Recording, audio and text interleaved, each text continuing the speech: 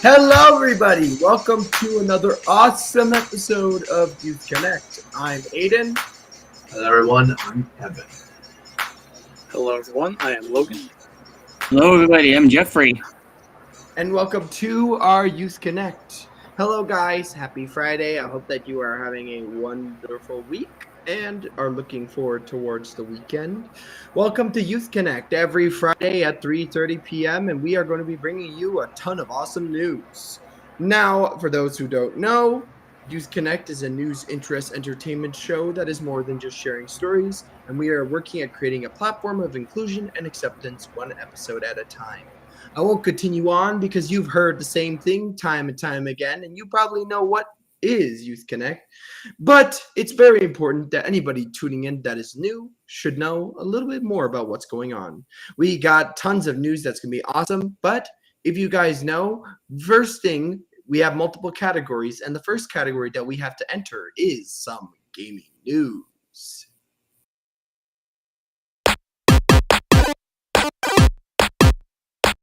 All right, guys, time for some gaming news. Now, I was thinking to myself, what could I do for gaming news? Something interesting, something fun, but obviously something that I haven't done before.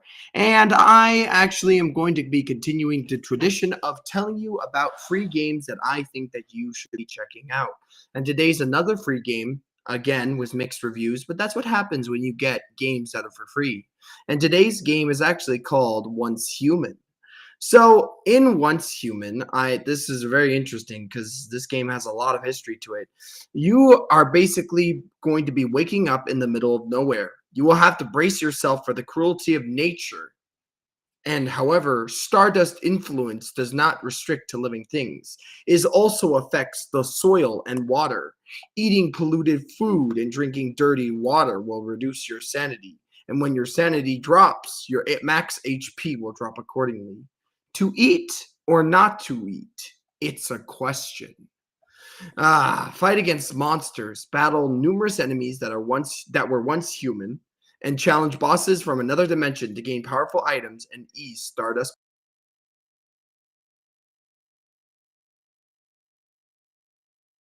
Weapons with about 100 gun blueprints divided into 7 categories for you to collect and craft. And interestingly enough, there's also accessories and gun perks. There's a lot of customization for this game. You can build territories and use territory cores to build a house of your own, and you can keep a practical style, jamming everything needed in a small room, or you can design a townhouse with a patio, kitchen, garage, and the best part is you can relocate your territory at any time you want. But basically, you must find out the truth and delve into the interesting story of Stardust. Find out where it came from and what it wants. In the journey of seeking truth, you may feel alone, but you are never alone. There are several factions in the world. Some can be violent and hostile, and others might be friendly and helpful. Explore human settlements to learn their stories or exterminate bosses without leaving a name for survivors to praise. The choice is yours. I think this is a very interesting game. I don't know much about it. I just checked it out and it actually looked really interesting. I do like this post-apocalyptic kind of style that everybody follows upon. And you know what? It may have been done 1,000 times, but I'll play it 1,000 times just as much. Oh, the game is absolutely awesome, looks awesome, and I recommend that you check it out. Remember, Once Human is a free game on Steam, and I'm pretty sure somewhere other platforms like Xbox and PlayStation, I think. But don't quote me on it because I got to make sure that I'm just bringing you some games that you should check out. Anyways, though, next up is going to be Kevin, and Kevin is going to be bringing us some interesting news, but of course, our very favorite interesting fact that's going to be shared.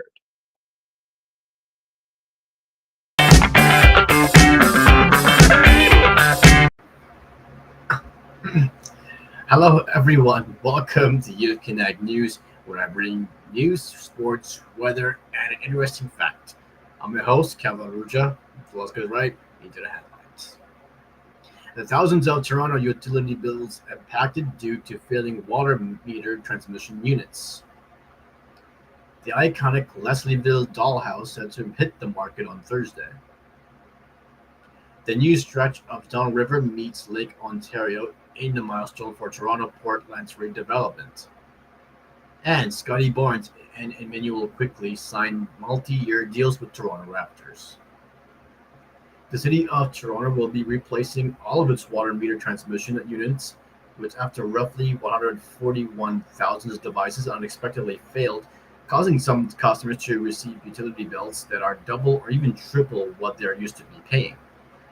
The municipality installed 470,000 of the meters across the city over the last decade or so to automate billing, eliminating the need for someone who physically checked them to see how much water a given household used.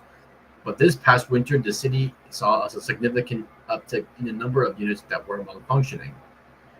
DiGeronimo, or DiGeronimo, sorry for name butchering, said that negotiations are now underway with the vendor to secure a steady and sufficient supply of the devices in order to replace them as soon as possible, though he warned that the process could take them 3 to 4 years to complete. The MTU failure has resulted in approximately 7,000 households not receiving their utility bills as scheduled in May and June. A city spokesperson said many of those customers now owe a larger balances to make up for it. The Geronimo, meanwhile, said that while the vast majority of residents are still receiving the bills appropriately, the, ci- the city has put in place in the team to assist and update customers on the situation. In a written statement, City of Toronto spokesperson Beth Waldman said those who recently received high utility bills would be supported with options to catch up on any late bills due to his failure. The customers are required to continue paying estimate bills during the period when the MTUs await replacement. They also have the option to provide manual water meter readings by calling 311, which may be used to adjust the bills when they await replacement. After more than 50 years, the iconic Leslieville dollhouse will soon have a new owner. On Thursday, one of Toronto's most well-known and most photographed properties, a semi-detached three-bedroom home at 37 Vermont Avenue, near Queen Street East and Jones Avenue, will officially be on the market. The asking prices for its unique dwelling, whose front yard and porch is of dolls or toys and teddy bears, isn't being disclosed until then. The listing agent Nadine Comu would only say that properties on the street have gone for as much as 1.5 to $2 million, depending on the condition they're in and what renovations have been done or are needed. Commute called 37 Burpmound an amazing landmark with an overall vibe of happiness, joy, and love. She said the house is mechanically sound with a new roof and oil furnace and was an additional new washroom and laundry facilities on the open concept main floor. Commute said that the current homeowner is an avid collector and has a number of collections inside the dwelling as well, including several Royal Doulton porcelain dolls, as well as lots of decorative items throughout the house that reflect her creative spirit. She said that since the coming soon sign went up earlier this week, many people have come forward and asked what will happen with all of the stuff outside the house. She said that the homeowners are considering setting aside a few days for the public to stop by and take a treasure. They'll keep what is dear to them, she said, and arrangements will be made with the new purchasers to have everything else removed and a reasonable time frame for everybody. A newly treated stretch of the Don River finally touched waters with Lake Ontario this week in a move hailed by the waterfront Toronto as a significant milestone in the development of the Portlands. The city started flooding the 1 kilometer extension of the river in January but kept plugs on the water concrete walls in place until the water level in the newly created stretch of river was the same as that in the lake. On Monday, the west plug located underneath the Yellow Cherry Street South Bridge was removed. To remove the wall, workers cut it up into 10 panels, each weighing between 50 and 60 metric tons. The group's CEO, George Sagarak, noted in a statement that the Portland's flood protection project is one of the largest civil engineering projects currently underway in North America. The north plug at the King Channel will be removed next, allowing the Don River to flow out through the renaturalized path. creating a new mouth for the river between the Ship Channel, and Keating Channel is an essential step in a $1.35 billion Portland's flood protection project.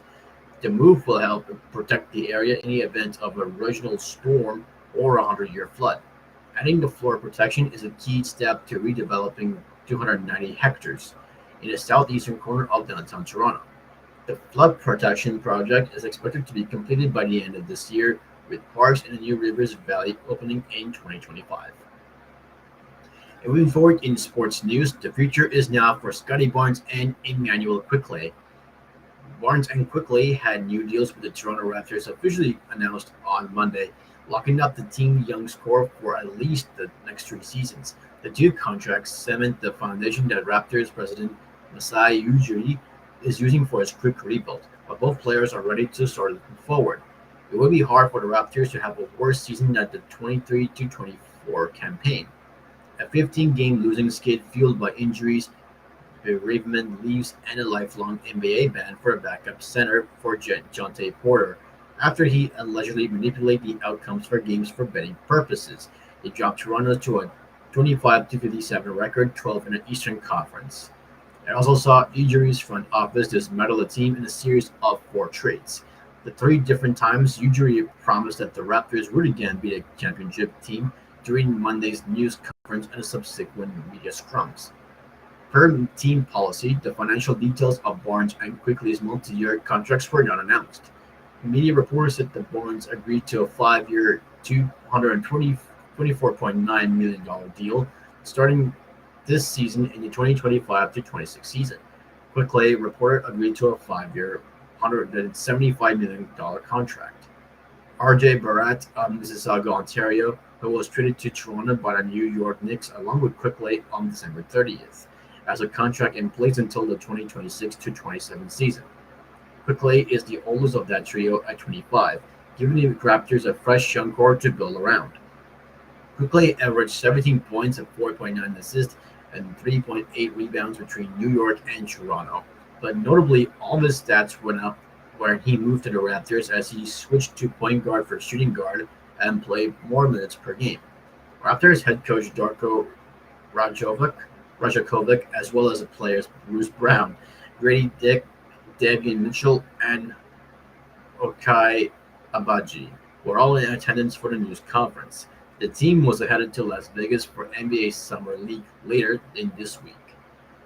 Toronto will open play on July 13th against the Oklahoma City Thunder on the campus of the University of Nevada in Las Vegas. Today's weather forecast, we got mainly sunny this afternoon. The temperature is now 27 degrees. And tomorrow we will get sunny. The temperature will be 29 degrees. And now moving forward for the interesting fact, we are going to talk about, sandalwood. Actually, it's sandalwood. So sandalwood is a class of woods from tree in indigenous Santalam. The woods are heavy, yellow, and fine-grained, and unlike many other aromatic woods, they retain their fragrance for decades. Sandalwood oil is extracted from the woods. Sandalwood is often cited as one of the most expensive woods in the world. Both the wood and the oil produce a distinctive fragrance that has been highly valued for centuries. Consequently, some species of these slow-growing trees have suffered overharvesting in the past. So let's get into the 6 facts about sandalwood. Sandalwood oil is extracted from the heartwood of the sandalwood trees after a certain age is reached. In that way, the essence of the oil can be extracted and can be preserved. Sandalwood oil is considered one of the vital essential oils throughout the world. The second fact is the sandalwood's essential oils are expensive because the source is becoming scarcer due to high demand, and the trees need to attain certain maturity to end up high-quality oils. The Australian sandalwood tree is harvested in a minimum age of 15 years. When stored properly, sandalwood powder does not expire and lasts for a long time. The city of Mysore in Karnataka is known as the Sandalwood City of India. There are trees in the genus Santal from which sandalwood is produced. Mysore hosts several sandalwood trees of distinctive version and even has a sandalwood museum within the city. And the fourth fact is Mysore sandalwood dominance is seen in their history, as the Mysore Palace has some rare and prestigious artifacts made from sandalwood found in the city. They include thrones, chair, mirror frames, combs, utensils, bed, and wooden frame of doors and windows, and many, many more. And the fifth fact is the demand for sandalwood powder and oil is ever increasing as a person are becoming more inclined towards organic and natural substances as they offer larger health benefits in the long run. And the last fact is the Indian sandalwood tree, which is Santal album, is probably considered the most expensive wood due to its cosmetic and therapeutic value. And that's all from me. We come to the end of my segment, kind of next week's news, weather, and your very own interesting fact. This is Kevin Roja signing off, and it's back to you, Aiden. So I was researching a little bit about the sandalwood, as you were calling it, Kevin. And did you guys know that the sandalwood is a type of tree that's technically considered a semi-parasite? That is because most times sandalwood are kind of thrive on their own. But what happens is that with sandalwood, its parasitic nature means that it likes to eat off other rotting plants. So as much as it can survive on its own, it actually prefers to eat off of other plants. But it's also known, sandalwood, to relieve restlessness. And to be honest with you, I sometimes can't sleep. I will ask everybody else, like Kevin or Logan or Jeff, have you guys heard of this sandalwood?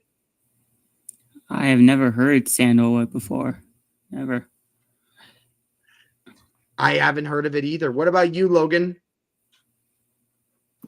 Nope, can't say I've ever heard of it. Okay, that's fair. You know what, guys? Now we've definitely learned about sandalwood. Thank you so much, Kevin. Appreciate all the news that you share. And now let's get into our second gaming news. Also, hold on, guys. We got some background noise if we can. Thank you. I apologize. Some outside noises. Okay, so second gaming news. Did you guys know back in the good old days, the Fallout series was known to be the best CRPG? And I had to research this for you guys. CRPG stands for Computer Role Playing Game. So any games like Oregon Trail or things like that would be used in these CRPG games. That's what would be considered a CRPG. And originally, there was actually something that released after Fallout 2 called Fallout 3. And Fallout 3 was apparently going to be the game that was going to be revolutionizing the CRPG genre, and it's going to change the world. And eventually, it got canned. And one of these versions, known as Fallout Van Buren, was lingered over the series fandom, and even influencing entries in the series. But now it has been restored, I should say, restored as a mod to Fallout 2. So apparently, Fallout Yesterday is the name of this brand new free mod. And in practice, it's a total conversion of Fallout 2. All the content featured in the mod is based off of a leaked demo of Van Buren, as well as extensive design documents for the game that eventually came to light. The mod has been playable as a work in progress for Patreon backers, but as of recently, a massive new update to Fallout Yesterday has now been prompted a full release on Nexus Mods, and we love Nexus Mods. The update introduces countless features, including more than 100 new items and weapons and numerous quests, which take place in environments like the Hoover Dam, a prominent local in the much more official installment in the series, Fallout New Vegas. And while it is only a finished and technically, it's as finished as a canceled game can be. Fallout Yesterday now appears to be essentially content complete.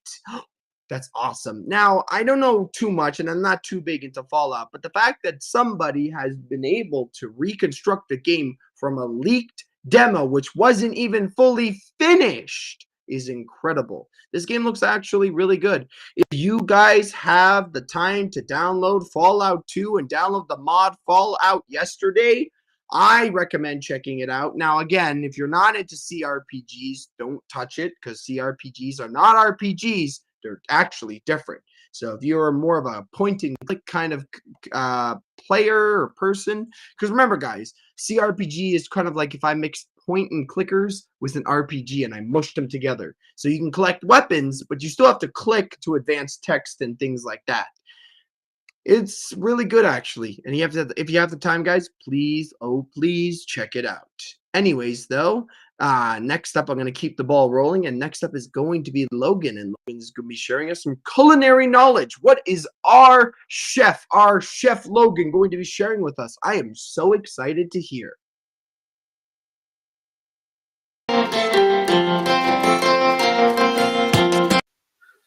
Hello, Youth Connect. I am Logan, and welcome back to the second part of our two-part series on dry heat and wet heat cooking methods. Last week, I talked about the dry heat cooking methods, and for this one, I will be going over wet heat cooking methods. So, in the previous week, I explained that the main purpose of dry heat cooking methods is mostly to instill like browning or like a deep crust on foods. It's different for wet heat drying methods since most forms of moistures can't like get hot enough to burn foods. The purpose of wet heat cooking methods are basically to cook foods more delicately and more evenly over a slower period of time. Now, the first set of wet heat cooking methods I'll go over are the ones that I will just call water and pot for the sake of it. And the main difference between all these are the difference of the temperature of the water in the pot. That is why I'm calling it water and pot. The first one that I'll go over, the gentlest form of water and pot cooking, is poaching. Now, poaching, as I just said, that it is the gentlest form, and it basically involves just gently cooking food in very, very low heated water. Ideally, the water should be well below a simmer. Maybe a few bubbles, but ideally the pot should just be like maybe just emitting like just a little bit of steam. There probably shouldn't even be bubbles going on it. Of course, most people will probably associate poaching with something like this, poached eggs, where just you crack an egg into a pot of very, very low heated water and you gently cook it all around. Now, taking it up a little bit higher, simmering is more aggressive than poaching, but it's still very delicate form of cooking. Ideally, when you want a simmer, there should be just very few tiny little bubbles rising up to the top of the water. That's how you know that your water is at a simmer. Now, I'll also talk a little bit about stewing. Now, stewing is basically just cooking a medium of food in a very flavorful liquid that is basically brought to a simmer. That's basically just what stews are, really. Just a bunch of food items like meats or veggies gently cooked in a flavorful liquid, like, say, broth or wine. And a braise is when you then take that mixture, you take the whole pot, you grab it off the stove, and you put it into the oven. And the braising is really a combination of both wet heat and dry heat. It starts on wet heat and then it goes into the oven and gets a little dry heat. That's how you get your nicely browned braised meats and such. But yeah, that's just a little bit about stewing and braising. And the final method of water and pot wet heat cooking methods is probably the one you are most aware of, boiling. It is the most aggressive one. You want your heat to be pretty high up for it because you want your water to be releasing much more larger, much more frequent bubbles, just like this picture over here. We all basically know what boiling is, so I won't really talk much more about that. Now, that just about does it for water and pot methods, but there's one more that sort of fits into it, but also not really. Next, I'll go over steaming. Now, steaming is sort of similar to water and pot, but it uses much less water than the other methods, and the food itself isn't actually cooked inside the water. Rather, food is suspended above the simmering water, and so steam from the water rises up and gently cooks the food. Normally, you'd have a lid on top so that it's a contained environment where the steam can escape, and so it can just gently cook the food. It is pretty delicate. I'll go over some ways that people go about steaming foods. One of them is to use one of these. This is basically like a steaming pot. It looks like just a regular hot pot, but it has holes on the bottom, and it basically just goes over. You basically just attach it to the top of a regular pot with just a little bit of steaming water, and so the steam will go up into the holes and steam the food through. There are other different types of steaming pots like this. This is another one. It's a sort of basket-like design where you can both put food into it and then it folds outwards in the pot. And another one, if you know a little bit about, say, Asian dim sum, then you're probably aware of something like these bamboo steamer baskets.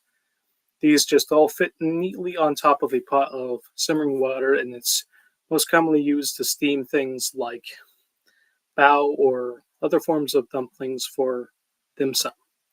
I actually went to dim sum yesterday, and I got to have my food served in these things, so that was pretty nice. Now there is one more type of wet heat cooking method that I'll go over, and it's probably one of the most advanced ones.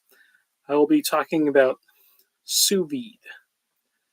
Now basically, sous vide is a very high-end cooking method, and it uses a device called this, like this. This is what's known as a immersion circulator, and basically what you do with it is you place it into a container full of water, and the sous vide will heat up the container of water to a very specific temperature and hold the water at that temperature. You can actually see that you can very precisely adjust the temperature, usually to like the finest degree. And a lot of high-end restaurants really like using sous vide because since the temperature can be controlled and held at a specific degree, any food that you put in there will never overcook since the temperature of the food will never rise above the water temperatures. And many restaurants use this to get like perfect edge-to-edge medium rare steaks or like juicy chicken that never dries out because it can never overcook. And yeah, that's why a lot of restaurants prefer it, but it is a very expensive method of cooking. These immersion circulators can go for like hundreds of dollars. So yeah, very expensive, but that's why a lot of restaurants really like them. And so yeah, that just about does it, the conclusion to this topic of wet heat cooking methods, and that just about does it to this whole two-parter about different cooking methods. Thank you all for watching, and back to you, Aiden.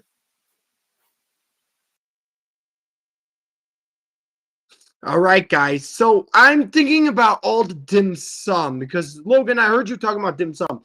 Oh man, I kind of want dim sum so badly now. You said you had dim sum yesterday, Logan. Could you tell me which one was your favorite dim sum dish? If you had one, if you had to like base it out of all the ones that you had, which one was your favorite? That's kind of a tough decision, actually. So you can't come up with one? You're going to just say all of them? Yeah, let's go with it. All of them. Okay, that's fair. For dim sum, for anybody who doesn't know what dim sum is, it's basically like if you were able to have small portions of dishes and have like a multiple variety of them, like over 1,000 varieties. If I had to say dim sum, my favorite is sumai, beef sumai. Oh, delicious. Jeff and Kevin, have you guys had dim sum before? No. No. What? Wait. Oh my goodness. What about Jeff? Jeff, not you either. No, I have not. Okay, that's fair. If you guys ever have the time, though, I recommend that you check out dim sum. Dim sum is delicious, and it allows you to have multiple varieties of food in very small quantities. Did you guys know that dim sum means touching the heart? So it's a very heartwarming tradition because usually people come together to have delicious small meals as a group. So if you guys have time, please do some dim sum. Delicious. All right. Thank you so much, Logan. Appreciate it. It's awesome to have these conversations, and it really gets the conversation going. All right. Time to bring you some community news. So I am quite excited to share with you guys our Superability crew. First off, it has an on week. You will be joining us, of course, at 9 for our morning chat and Tabata, but also every day at 11 a.m. for our I Can Discover classrooms. It's all about creating opportunities where we can support each other, stay curious, and make the most out of every moment of our online learning adventure. From science experiments to baking and art, we've got an exciting lineup that will spark your creativity and enhance your skills. Like, for example, Monday is going to be science. Science is going to be all about these fun and colorful activities that come with interesting reactions and outcomes. On Tuesday, we're going to be baking with Miss Jenna. What are we going to be baking? I don't know, but it's going to be quite interesting to do some awesome baking because I love baking, guys. Baking can be really relaxing and sometimes reduces anxiety, builds confidence, improves communication skills, and enhances focus. Wednesday will be art with me, Aiden Lee, and we'll be connecting to nature and empowering ourselves through creative expression. And I want you to gather all of your art utensils for for Wednesday, because we're going to be doing some art together. Thursday, unfortunately, is no class. Why? Because we are so busy on Thursday, and I actually go on a boat. So I won't even be able to be there, guys, on time. And, of course, Friday is our Kahoot General Knowledge Quiz. So after all of our things that we did on the week, we are going to have to test our knowledge and have some fun with the community. You know what? Let's make this week unforgettable. And remember, 9:30 we'll have 15 minutes of Tabata and 15 minutes of chat. I don't know about you guys, but I don't think I want to move that early in the morning. So shh. No, I'm just kidding. But it's important to get some exercise in the morning. Gets our brain started. Anyways, though, let's keep it moving. Let's keep it rolling. Next up, we got Jeff, and Jeff is going to be sharing with us some live music because he is our live musician.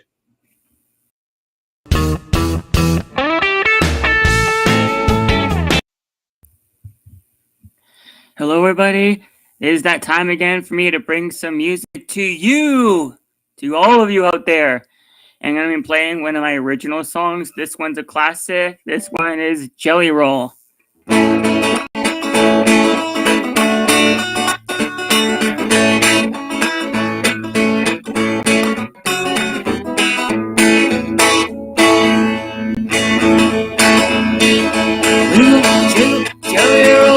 One step forward, two steps back. Roll your hips side to side. Don't hide, now slide. Shake your hands to and fro. Never let your smile go. You can do it, yes you can. Empty your pockets, give me your change.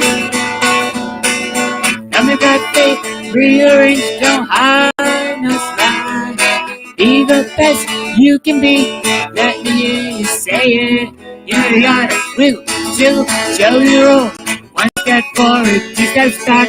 Roll your hips side to side. No hide, no slide. Shake your hands to and fro. Never let your smile go. You can do it, yes you can. Empty your pockets, give me a change. Rearrange, don't hide or slide. Be the best you can be. Let me hear you say it. Whoa, whoa.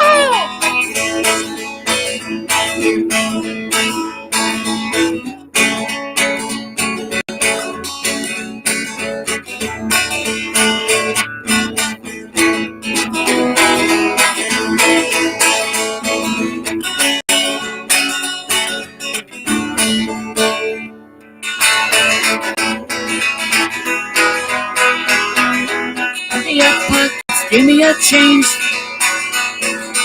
Never got fake. Rearrange, don't hide, no slide. Yeah, wiggle, jiggle, jelly roll. One step forward, two steps back.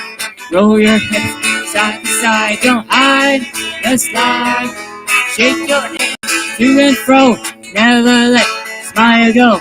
You can do it, yes you can.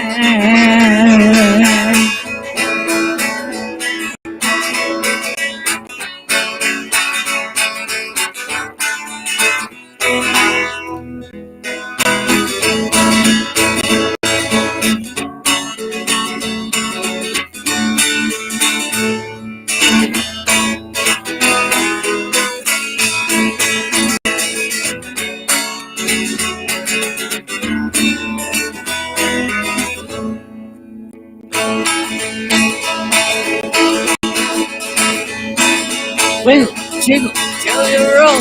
One step forward, two steps back. Roll your hips side to side, don't hide, don't slide. Shake your hands to and fro, never let your smile go. You can do it, yes you can. Empty your pockets, give me your change. Tell me that fake, rearrange, don't hide, don't slide. Be the best you can be, let me hear you say it. You know you wanna wiggle, chill, jelly roll. One step forward, two steps back. Roll your hips, don't hide, don't slide. Jiggle, jelly roll. One step forward, two steps back. Roll your hips side to side, don't hide, don't slide.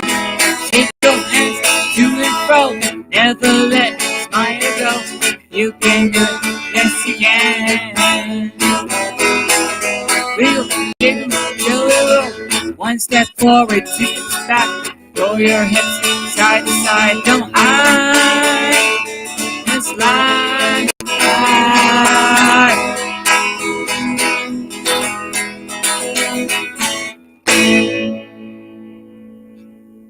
Thank you, everybody. This is Jeffrey, your live musician. I'll see you all next week. And make sure to take a look at my website, jeffreyankman.com. Anyways, it's back to you, Aiden. Bye, everybody.